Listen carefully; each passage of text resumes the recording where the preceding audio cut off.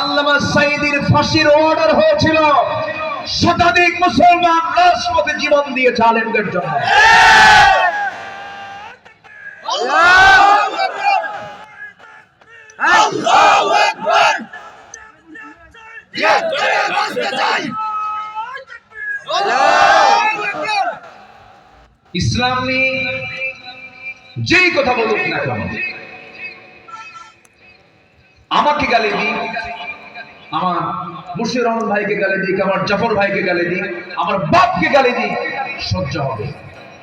কিন্তু ইসলাম নিয়ে, কোরআন নিয়ে, আল্লাহ নিয়ে, রাসূল নিয়ে কোন কথা বললে আমরা জিহ্বা টেনে ছেড়ব। এই ক্ষেত্রে কোনো আপোষ করা যাবে না।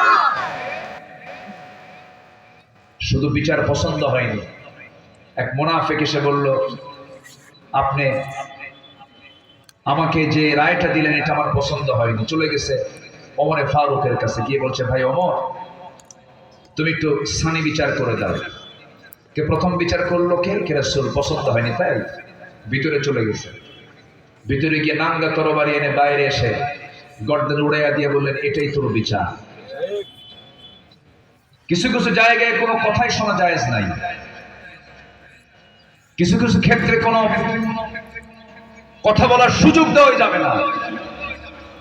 যেমন আল্লাহ নিয়ে, রাসূল নিয়ে, কিতাব নিয়ে কেউ কোনো কথা বললে তার পৃথিবীতে বেঁচে থাকার কোনো অধিকার থাকতে পারে না। আমরা এই সমস্ত কথাগুলো আমাদের কানে আসতেছে এখন ইদানিং। ইসলাম নিয়ে যেই কথা বলবে তার ব্যাপারে আমাদের কোনো আপোষ, আসতে বলবো না আপোষ। তাহলে আগামী বাংলাদেশে যারা নামাজ কায়েম করতে চায় তাদেরকে আমরা দেখতে চাই কি? তাদেরকে আমরা দেখতে চাই। আল্লাহ কবুল করুন। জোরে বলি আমিন। আরো জোরে বলি আমিন। আমার বন্ধুগণ, নাম্বার 2 হলো নামাজ যারা নষ্ট করবে, এক চলে গেল। আল্লাহ রাব্বুল আলামিনের পরে বলছেন, ওয়াত্তাবাউশ